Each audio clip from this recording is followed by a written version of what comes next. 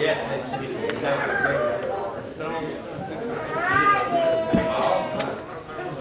hello. Good morning. We're trying to work on this temperature, see if we can't get it right out. How's everybody feel?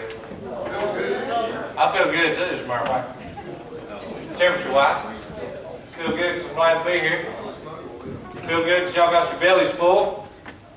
Breakfast has started again. That's wonderful. Well, I guess it's no secret that the Powerball is at record high. Me and Miss Bone was talking about it earlier, just laughing, what would you do with that kind of money and all this stuff and that. She said, I think we just all in the church all to get together, everybody together. Whoever wins, we'll just all share it with each other. Like, that's a good idea.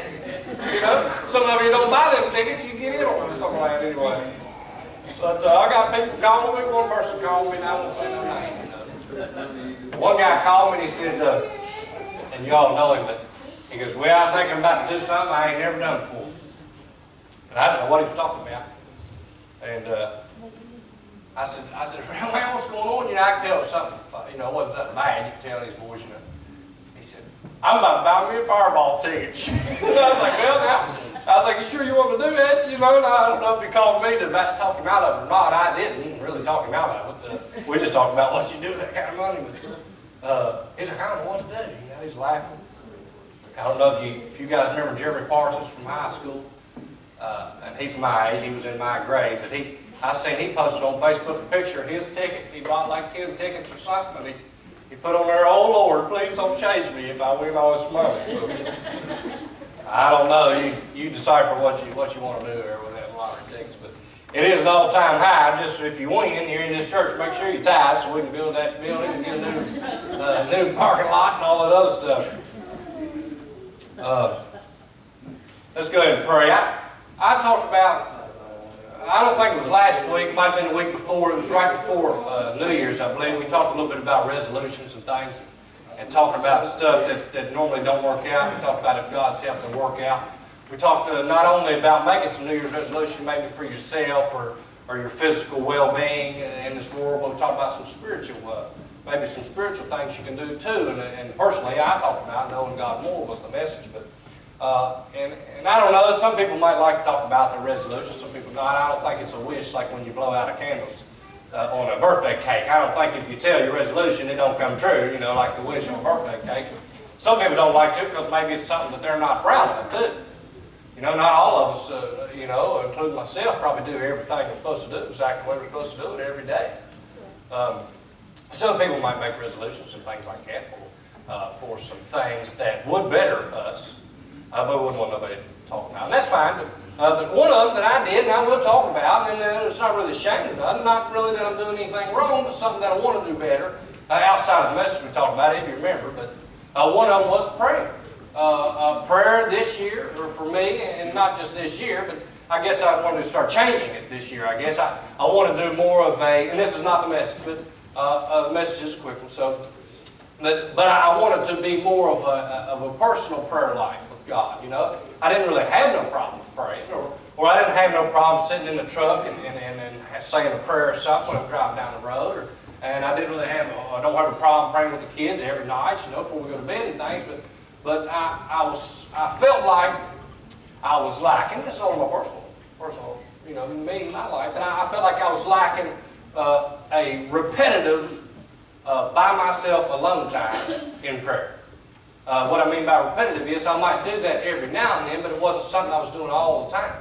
You know, like every day is the way my resolution, one of them is, that every day, at some point in the day, mine is normally in the evening when it's quiet and everybody's already in bed, but every day I'm going to try to make it a point to pray and have an alone time. Now, some of you might say, well, you should have been doing that. Maybe.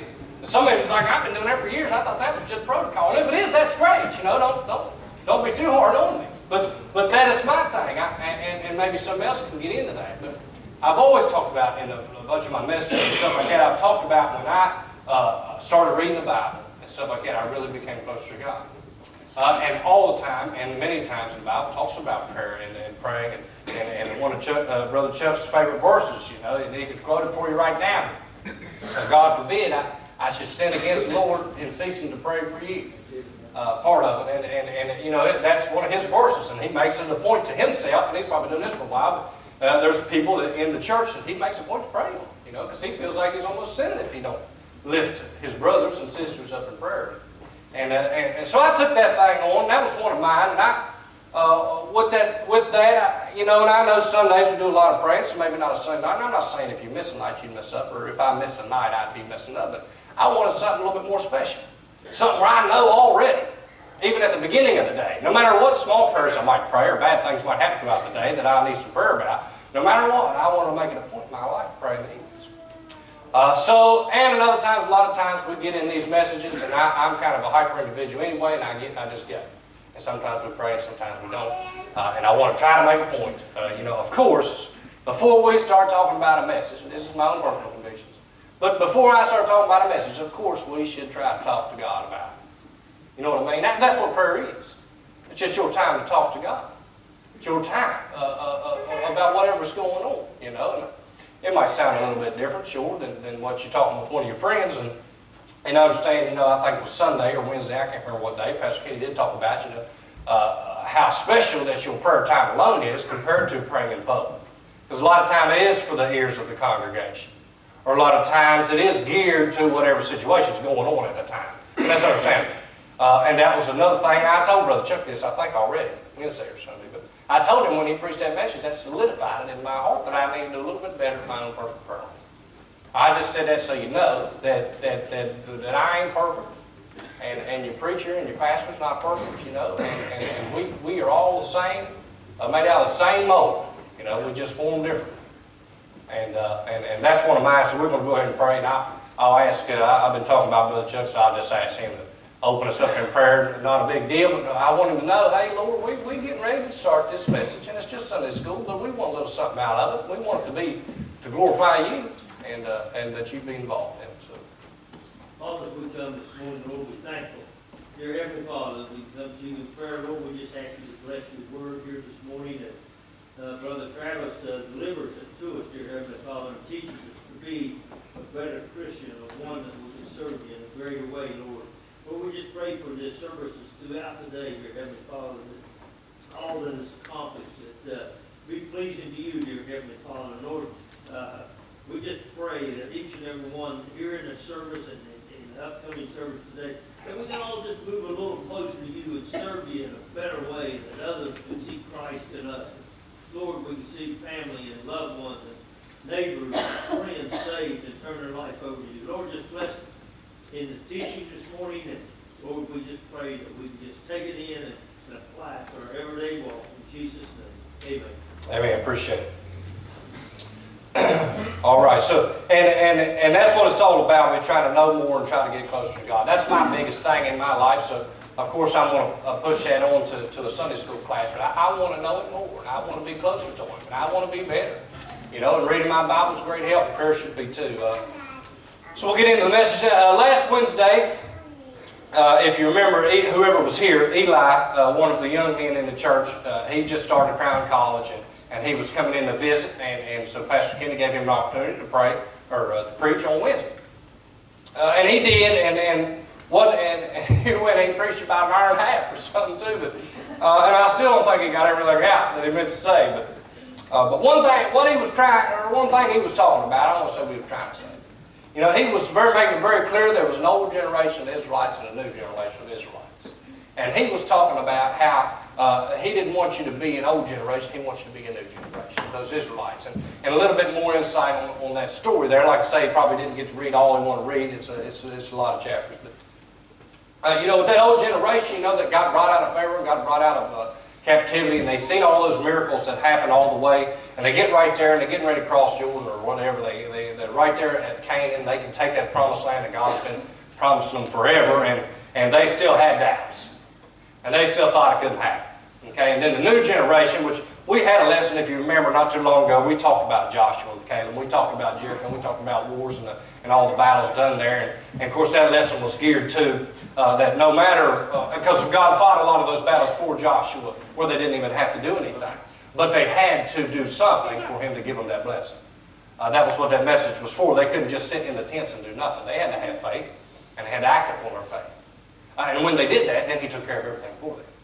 That's kind of like what our message is going to be talking about today. We're going to talk about faith. And I've talked about being faithful before, but this is going to be a little bit different. This is more about our faith in general. How is your faith? And then your actions to go along with your faith. And we'll talk about in James, and maybe I won't refer back to it when I'm talking about it now, but in the second chapter of James, which is James, it's not James of Zebedee. This would be James, the brother of Jesus, who at one time thought that Jesus might not be Jesus.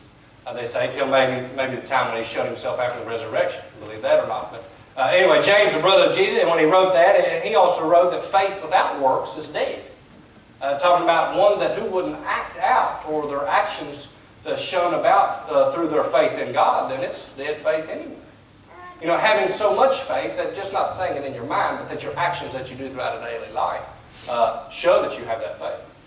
That's what James was talking about. But anyway, so Eli was talking about that old and new generation. That old generation was doubtful, and they lacked faith. That was their main problem.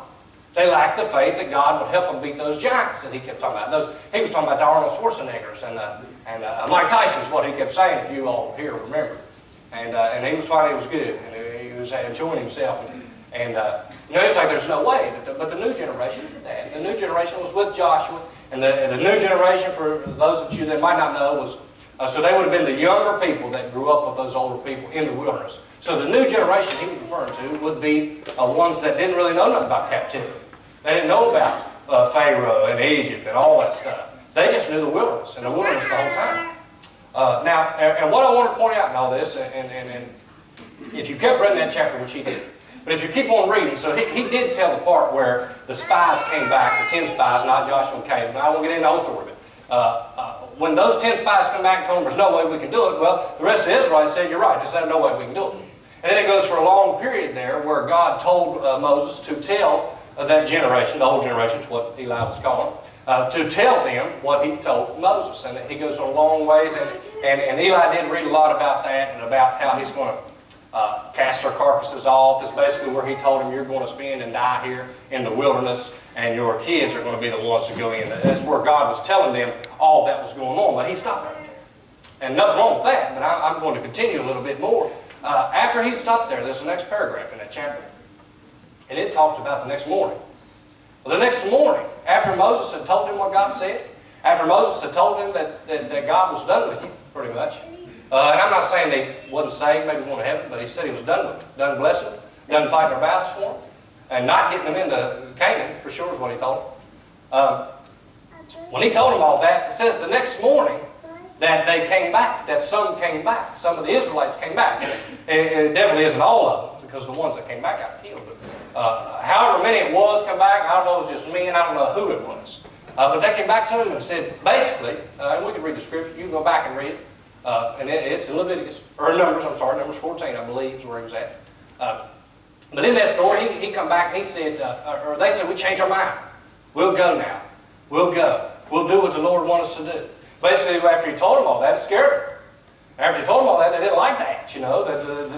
They was scared about that, or they wanted to go to the promised land, whatever was rolling in their mind over their night's sleep. Probably didn't get much sleep, but they said, we've changed our mind. We want to go back. We want to fight. We want to get them. We're going to get them now. The Lord said we can do it. Moses told him, no, you're not. Matter of fact, he said that God was not with them. He told them, don't go. Amalekites, some of the other lights that was there. He told them, don't go. If you go, the Lord is not with you, is what he told them. They went anyway. They said, no, we got this, man. After what you told us last night, we got it. And they all got killed, what the Bible says. So I talk about all that, you know, talk about, you know, so their lack of faith the night before was enough. Regardless of how much faith they had the next morning, that lack of faith that night before was still enough to keep them out of the promised land. It was still enough to keep God done with you, with them, if you see where I'm going with that. So that lack of faith in that one instance, in that evening, was enough lack of faith to say, for God to say, well, I'm done in that situation. Regardless if you come to me tomorrow and say that now you got the faith that I'll take care of those bills, I'm done. I was done with that last night. That's what he did to them. We talk about all the time, God don't change, God's the same. Well, if he's still the same, well then, he might still say, you didn't have enough faith that I get you through, you know, that death in the family now. Well, like, I'm still done with that. You're going to have to deal with that on your own. You know, you had your big boy pants on then, you can wear them now. You know, now, this is my, obviously God don't talk like that, but you understand what I'm saying. And there's plenty of times too that yes, God has mercy and grace, and He will take you up and pick you up and carry you underneath you. I understand that, and there's places for that. But in this certain circumstance, that's not what happened. So I'm not saying that those Israelites, people didn't go to heaven or how it worked out then. You know, this is prior to Jesus, about Abraham's bosom and whatnot. But, you know, I'm not saying that they weren't saved people. But for that blessing, for that reward that God promised them, they didn't get it, regardless of the faith that they had the next day. So that's going to be our message. How is your faith? How is your belief that God, who you can't even see, right? That's what faith is anyway. And when we read the Scripture in Hebrews, it defines very well in the first verse, I believe, what faith is. How is your belief in God that you can't even see, have never seen? It's real and going to work things out for you in your life, or reward you for good things you've done. I wrote down, do you have enough faith to believe that Sunday school is worth it? That tithe is worth it. That church is worth it in general. Because Jesus is real and wants to do for us. So, you know, how is your faith really? And that's a gut check on yourself. I can't tell you how good these boys on the front row's faith is. You know, I could probably say from experience, maybe some of them, faith hasn't been tested as much yet. Maybe. And there's probably some young ones, maybe their faith has been tested far more than some of us old ones, maybe. I know Brother Bowman probably runs across them all the time. Rough people that's had rough lives as young people. But, you know, how is your faith in your own personal life? I mean, do you actually believe that because the Bible says He'll take care of you, He's going to take care of you, or don't you? And the way that I would be able to tell if someone was like that is through your actions. And I'm not saying actions get you saved. Let's nail that down now. But your actions should be of works that are done to glorify God through your faith. And we're going to talk about some men of the Bible that used their faith in their actions. And it's all in this one scripture, or one passage. And of course I wrote down, is your faith good enough to keep God with you? Those men, God left them and they all died. When they decided the next day, I'm good, God, I'll do it now. Now that you've chastised me, now I took my punishment, I'll do it. It's almost with young kids, you know. Uno had a rough morning this morning. And he wanted to cry around and whine around. The pants he had on are khaki pants. He swears that they're white pants. And he was upset that these pants were white. Yes, they are a lighter color khaki pants, but they are still khaki pants. And he's crying around. Now he's 7 years old, and he's probably needing a little attention or something, I don't know. But he's crying having a heck of a time here because I told him to put them pants on. I ain't worried about what color you think they are. By this point, it is too late. You know, I'm getting ready, you need to get ready, we got to go. These pants are white, you know, and he's crying around. Well, he puts the pants on. Well, if he comes to me later, and now he's happy and in a good mood, and he wants some candy because he ate some breakfast, some cinnamon rolls. You know, Uno loves candy. I know. For your actions from before, just because you're happy now, don't mean I'm going to give you candy. You see what I'm saying? It's the same way the Lord deals with us. We are but children in His eyes. I also want to talk about some. My phone has been blown up today. I probably got 4 calls or 5 calls from work today. And this is not a boastful story. This is just telling you that we can practice faith in every aspect of life. And in this certain point, and I'll tell you the way it works real quick. We got a short message. We got plenty of time. And I'm going to read an article and stuff. But anyway, so the way it works is I work for the railroad, okay? And I'm a signalman, so I work on all the electronics and all the electrical wiring that goes on the rail, the railroad, okay? And it has lights and those gates that come down in front of you when you're crossing and a train's coming to stop you from going across, all those things is what I do. Anything. I fix them, I take them down, I put new ones up, I do whatever, okay? Well, when things go wrong with anything electrical on the track, I get called, or me and about 16 or 19 other guys get called, okay? And depending on what territories you're, we all have our different territories. Depends on who gets called first, okay? So they will run the list. So I'll just give you one of them was at I was 506. So that one of them was in Ashland, Kentucky, Catlettsburg, okay, today. Okay, and there's a guy that takes care of that little section of track, and then I'm the next guy in line. I'm the one that takes care of a lot of other track. I have some guys underneath me. Anyway, he calls his phone. They do. There's somebody in a room somewhere that calls people and tells them where we got trouble, what we got to do. And you just get called no matter what you're doing. Now you can mark off, is what we call it. You can call them and say, I'm not going to work this weekend. Then they won't call you. But if you don't do that, which a lot of people don't, because that's your overtime. Or that's extra money, right? You get paid more to go out on them calls. So anybody that's got a little bit of work ethic will say, that's a good idea. That's cool. You know, if you're going to pay me more, yes, I'll get it. And they pay you for when they call you. But anyway, so then they'll call me and they'll go on down the line if I don't answer the phone. So on and so forth. And call somebody, hopefully, until somebody goes. And my phone had rang 4 times this morning. It rang once just a little bit ago on the way here. It rang 2 times during my studies this morning. And it rang 1 time early about 4 in the morning. And I'm not bragging or boasting, but I look at them calls, and some of them, some of them's real easy, man. They always leave you a voicemail. They'll tell you one of them was just a guy needing some help. By the time you get there, he could even have it done. You get paid all that time. You go back home, you don't do nothing. And that's a lot of money, time and a half for anybody that's got an hourly job. You understand that. That's way more than what you normally get. But I have to say, regardless, and that's 4 calls is a lot of calls in one day. So, and I got a good job, and that would be a blessing to have them calls. But I got to be able to say, hey, my faith, I got to show these people, I got to show my church, I got to show God Himself, truly, that not only do I have faith talking about it in my mind, or when we talked about last week, talking the talk, or walking the walk, not only can I talk about my faith, but I want to show it. I want to say, hey, regardless of that extra income that I might sometimes depend on, which I do, okay, I ain't got it made, that extra income I got to make, I say, I got faith that the Lord will take care of me in that. I got faith that He says, I would much rather you try to do something for the kingdom than I would you take a call and try to get some extra money. Yeah. And don't think, and now if somebody don't take his calls, now somebody's going to get it come Monday morning. We still got a boss, somebody's got to go out there and fix this stuff. It ain't just like an idea, it has to be done. But I can say, hey, and if Monday morning he says, man, them calls coming in there, why didn't you take his calls? I'm going to tell him, man, I had to go to church, brother. And whatever reprimand you can do for me because I got to go to church, man, I teach at Sunday school. Them people rely on me. It's the way I feel, and I rely on them. Because faith is so important to me. Or my actions are so important to me, just like it was to Paul. And I know Paul. But just like it was to Paul, he said the beatings and the prison and all that happened to him, he said was worth it for my kingdom in heaven. He said he finds it minuscule. That's the way I find it. The money from whatever them calls or the things and all that, and that job even is minuscule. If I would lose a job, and I'm not, but if I would lose that job or not taking a call, I say the Lord will provide. I wasn't missing them calls to work. Now, He blessed me with this job. Now, I'm not taking them calls because I'm drunk somewhere.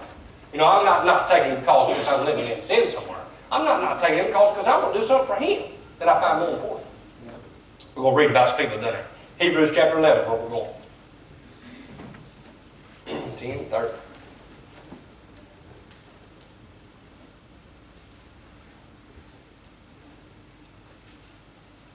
Hebrews chapter 11. Mine is all sticking together here. We put a tab in, huh? Okay. And I'll read it, and we'll talk about it maybe as we go too. Faith defined and exemplified is what the header above this is. Now this will be added afterwards. It's not biblical, but it says faith defined and exemplified. This is a study Bible. Now faith, and we talked about what faith is, okay? And the question is, how is your faith? And is it real or is it not? Are you of the old generational faith that Eli was talking about? Or are you of the new generation, or the young ones that said, yes, we'll do it? And they went over there, remember, they marched around the city of Jericho with that new generation Eli was talking about, didn't even have to lift a sword, and God fought the battle for them. Anyway, now faith is the substance of things hoped for, the evidence of things not seen. That's what faith is. For by it the elders, older people, right, people from the past, obtained a good report. Because this is before Jesus. So before Jesus, all they had was a promise from God. And all they had was faith. Through faith we understand that the worlds were framed by the Word of God, so that things which are seen were not made of things which do appear. By faith Abel, if you remember the story of Cain and Abel, we're going to talk a lot about stories and I will help you out a little bit. Story of Cain and Abel. By faith Abel offered unto God a more excellent sacrifice than Cain. Cain killed his brother, Abel.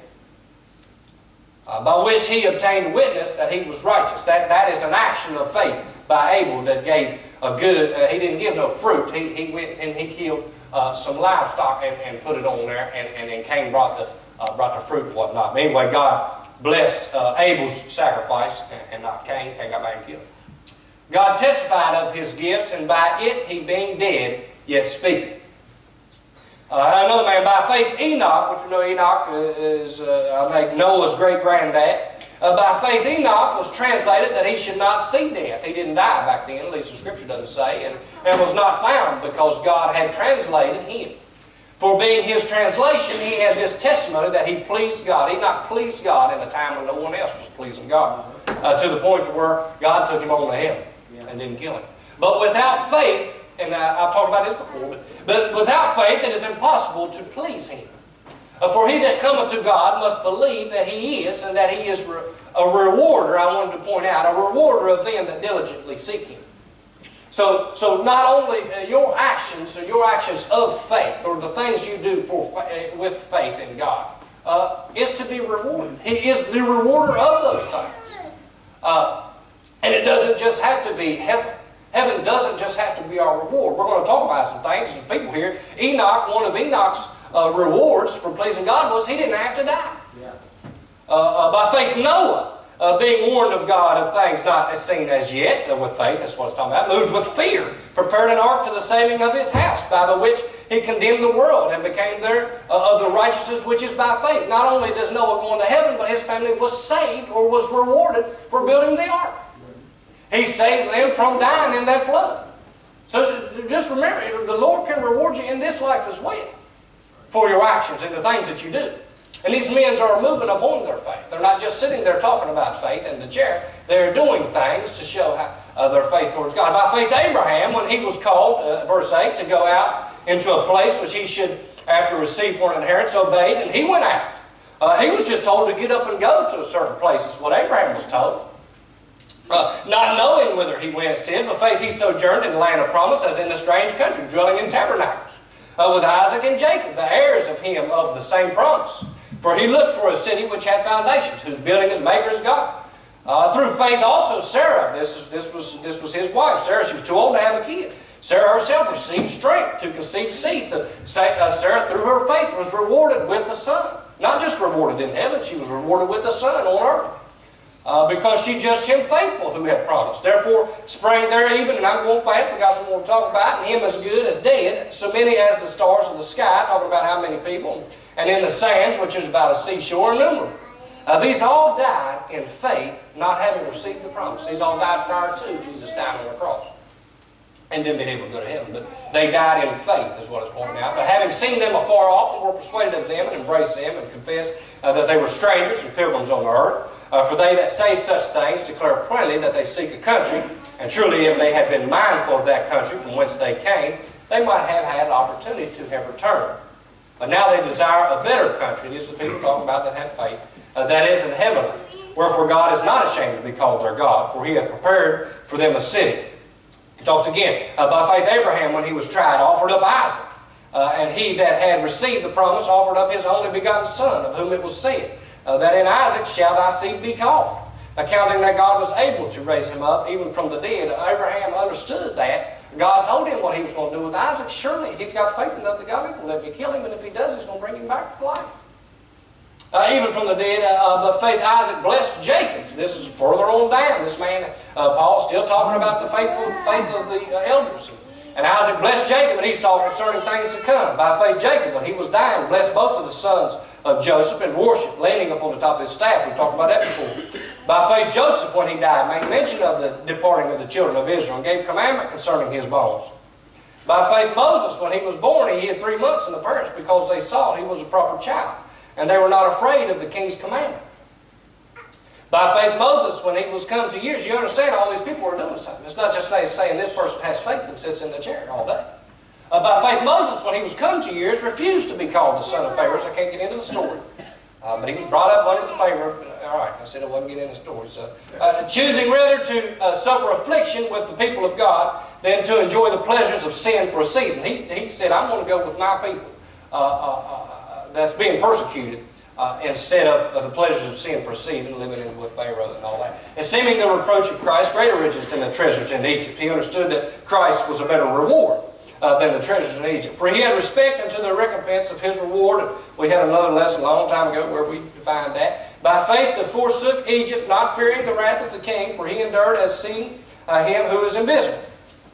Through faith he kept the Passover and the sprinkling of the blood, lest he destroyed the firstborn should touch them. This is where, and Pastor King talked about this not too long ago, when they had faith enough to put the blood across the door frames and whatnot, so the angel of death wouldn't kill them. By faith they passed through the Red Sea and by dry land, and it goes on. Now we're talking about Joshua, which we mentioned earlier. By faith the walls of Jericho fell down. By faith the harlot Rahab, and I'll be skipping across through if you're trying to follow along, just do the best you can, Brother Jordan, you're doing wonderful. Rahab perished not with them. Rahab was in that city of Jericho. She took in the two spies. She had faith that they would, them and the Lord would protect her from when that happened, and that's what happened. And he said here, and what shall I more say? He's asking, what else can I tell you about faith I have not already told you? He said, Gideon, should I tell? Well, he said, for the time would fail me. It make no consequence for me to tell you of Gideon and of Barak and of Samson, and some of you know those, and Jephthah and David also, Samuel, which he's talking about judges and rulers and kings and prophets. And of the prophets who through faith subdued kingdoms, wrought righteousness, obtained promises. And if we go back, and we might do some more studies on some of those people, some of them we already done, Gideon, those people acted on their faith. Their actions was one that someone from the outside could look at and see their faith in God from the way they acted, from the things that they've done. That's what I'm talking about, not just having faith like we talked about last week. We're not just talking about having faith, we're going to walk like we got faith. This is, let's go to, well, it talks about, if you continue to go on, it talks about cruel mockings and scornings in verse 36, and imprisonment 37, talking about being stoned, Saul's son, were tempted. It's telling about all of them suffered a lot of things, but their faith held strong. And it says in verse 39, all these, and these all, having obtained a good report through faith, received not the promise, not yet. God having provided some better thing for us, that they without us should not be made perfect. And in that lesson before where we talked about being faithful, we did describe that and decipher that. But you know, without us, we've had the promise. Jesus is died and risen and gone to heaven. We're going to heaven too. That all their faith wasn't in vain. With us, we make it complete. And that's what's in Hebrews 11. We talked about it as we go. But all those men, and what we've been pointing out even from the beginning, we talked about, not only just talking about having faith, but your actions look like you got some faith about you. The actions that you do on a daily basis is showing faith. And we talked about it. Works ain't going to get you to heaven, things like that. But your works should be of a faithful one that is saved and going to heaven. And your actions and your works should someone else should be able to see that you want to be more for the kingdom, that you want to do more for God, that you're not just talking about it, that you're going to do it. And I've got to, we'll just continue to go here. We'll be all right. We'll finish by 11. I've got a story here I printed off, and I want to read this story. And this was by Chaplain Colonel Kenneth Lawson. So this man would have been in the military, and he's a chaplain in the military, and he wrote a story called A Man of Faith in War. And this man's name that we're going to talk about is a U.S. Army Brigadier General Loomis. His name was Gustavus Loomis. And there's his picture there that we have that put up. I'm sure that in his younger age, maybe he was a strapping man. But I like this story, this picture the best. He doesn't look like much in this picture.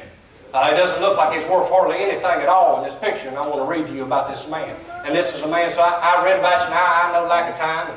Well, the longer you go, the less people are attentive. But understand that we just read in the Scripture all these people that not only had faith and were good Christians, but they acted upon their faithfulness. They acted, they did action, they did things. They tried to do things for God in the Bible. Well, we also have a man in our history books. If that's too far-fetched to believe, which it's not, that's probably the Sunday school. But if it's too far-fetched to believe, we have a man here that in the history books was the same way that we can be today. So we talk about men that was in B.C. before Christ, was the time that they was there. This man, this was around 1800s. Was born in Vermont in 1789 and an 1811 graduate of the U.S. Military Academy at West Point. Loomis was regarded as a tactically and administratively skilled officer and a sincerely religious man of faith and prayer. We're talking about a man that can, through his actions, show his faithfulness to Christ. We're talking about the way that you can be the same way. I don't know if I can be this man, but you can in some ways be faithful and your actions can show up. That's what we're talking about, and this is what this man did. When the War of 1812, and you can probably put yourself in this position in 1800, began, Lieutenant Loomis was transformed to a northern New York combat zone. Fought in 2 battles and was briefly held as a British prisoner of war. After the war, Loomis became part of the United States Coastal Survey, making maps and maritime charts around New York City and southern New England. In 1817, he married Julia Mix. They had 3 children, only one of which survived infancy. Out of 3 children, only one survived infancy. I don't know how long that one that made it out of infancy survived, but you understand this man has already, early in his life, been put up to the task of some things. Already been in 2 wars, lost 2 children. In the early 1820s, Captain Loomis and his family, this is a real man, you understand this, just like the Bible we read.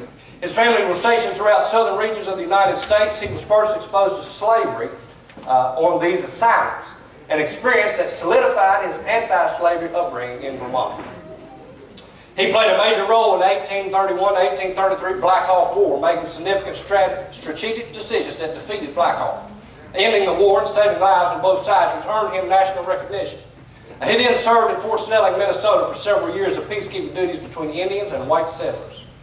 When no chaplain was around, Loomis conducted church services and prayer meetings and was an instrument for revival. You understand that in the government's idea, the Union side of this man was an instrument of war. But he wanted to turn his life of an instrument of war to be an instrument of revival, it says. From 1837 to 1842, he served on the Second Seminole War in Florida, living through 5 years of humidity, insects, inadequate supplies, and elusive Seminoles. Known for his Christian compassion for blacks and Indians, he taught them to read the Bible and had religious services for them. Throughout war, many Southern officers hated him for this, while Northern officers considered him benevolent, or perhaps a bit eccentric. They hated him because they hated the blacks, they hated the Indians, they hated anybody that wasn't them. So when they had a man that had these people even in his captivity, they had a man that said, God says to love others. Understand, I am a man of war, and he's probably killed many men and ordered many to be killed. He said, but every chance or opportunity I can to maybe change these Indians' mind or change these other people's mind and show them the Bible, I will do that, because my faith has actions. From 1842 to 1848, Major Loomis was stationed in what is now the state of Oklahoma to keep peace between Indians, prisoners, pioneers, settlers, and missionaries. During the Mexican War, he led training and development for troops into combat. By the end of the Mexican War, Loomis had served 37 years in the Army and could easily have retired into civilian life as a lieutenant colonel, but he would wear his uniform for another 20 years. That's 57 years. His next stations included Fort Snelling, Minnesota, leaving Leavenworth, Kansas, and Fort Laramie, Wyoming. Here he skirmished with Indians, assisted Christian missionaries, conducted religious services, and buried his wife Julie in 1849. Records show that they prayed together and ministered to blacks and Indians as lay missionaries. So even in war, and while he was assigned to war duties, he was a missionary, is what they call it. The Third Seminole War in 1857 found Colonel Loomis making tactical decisions that forced the Seminoles to either surrender or starve. President James Buchanan and others publicly praised Loomis for his excellent handling of the Seminoles in the closing of the war. Placed on paid leave from the Army at the end of the war because he had not taken military leave in many years, Loomis hung up his uniform and moved to Southern Connecticut with his second wife, Annie. They were very active in supporting their local church and assisting the Underground Railroad. Loomis was 72 years old when the Civil War began in 1861, called out from extended paid military leave. He was appointed the senior recruiter for the U.S. Army by President Abraham Lincoln. A man at 72 years old was so great in his previous 72 years that they brought him out of retirement to continue to work with the Army. He also became commandant of the Confederate prison camp, where the prisoners viewed Loomis as an elderly man who showed Christian compassion, leading prayer meetings and Bible studies with his chaplain. When the Civil War ended in 1865, 76-year-old Brigadier General Loomis was the oldest soldier on either side of the war. 2 years later, he hung up his uniform for the last time. And he and his wife settled into the civilian life and active church ministries in Southern Connecticut. He died at 1872 at the age of 82, a veteran of nearly 6 decades of military service. Brigadier General Gustavus Loomis was both a fierce combatant and a devout Christian commander. Whether coming from in his tent or on the field or in his home, sounds of psalms, singing, and scripture reading were common. God was first in his life, then family, then finally career. In all these areas, he was blessed for the Lord. I told you that with all these people that acted on their faith in the Bible, all of them had a reward. There was a reason. There was something God was doing in their life and was going to reward them for that. This man lived to be the oldest on both sides of one of the worst wars we ever even know of. You cannot tell me that the man's action and his faithfulness, even though probably killing many of men, I guarantee leading many in bloody battles.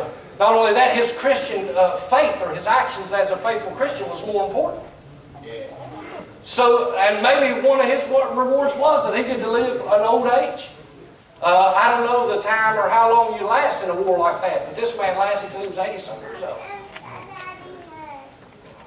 When I find in that story from that man, and I can't even compare my life to this man. Is my faith, can I compare it to this man? What have I done is what I thought when I read this story in comparison to this man. With my faith, I haven't lived the life he lived. The reason he looks the way he is, I'm sure, is beaten badly and torn up and without things. But in all that, he kept God first and was rewarded for it. That man was rewarded with his old age. That man was rewarded with who knows how many people saved through his presence and his camps and things like this. And what I'm telling you and what the message was today, and I'm done, he's talking about faith and how is your faith and where is your faith. Is your faith existent? Is your faith more than just talking about it? Your faith has to be existent in the actions that you do. And you will be rewarded for it.